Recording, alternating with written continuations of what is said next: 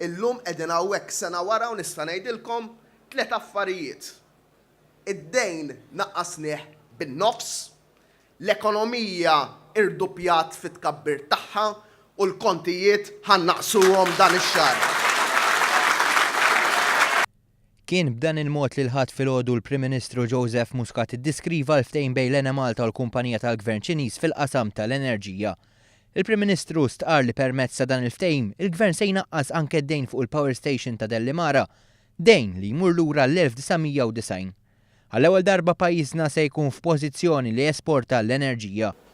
U Malta, il-pajjiż li pratikament timporta kollox, ħanibdew nesportaw l-enerġija. Immaġinaw. Il-mexxej tal-Partit Laburista qal li kieku kien għall-Partit Nazzjonalista ma kien se jkun hemm l-ebda pjan li jindirizza l-qasam tal-enerġija. Bl-unika rakkomandazzjoni kienet li jolew il-kontijiet. U saqsejthom għedtilhom u għaliex ma kinux jolew. Qaluli il-messaġġ li kien waslilna kien stennew l-elezzjoni, jekk nirbħu aħna u mbagħad nolluhom, jekk ma nirbħux aħna mbagħad jisolvija ħadd ieħor. B'kuntrast, dan il-gvern għandu direzzjoni. Minnaħa l-oħra aħna gvern tal-kuraġġ, illi id-deċiżjonijiet noħduhom, illi nafu fejn sejrin u nafu li fil-verità ħanaslu.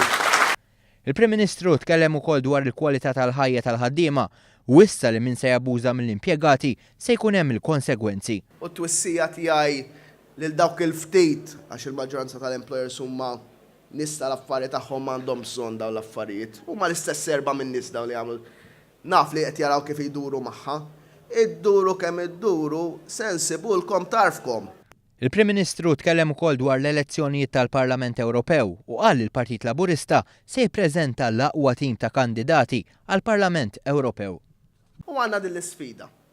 U nixtieqkom illi tgħinuni biex nerġgħu nikdbu l-istorja flimkien.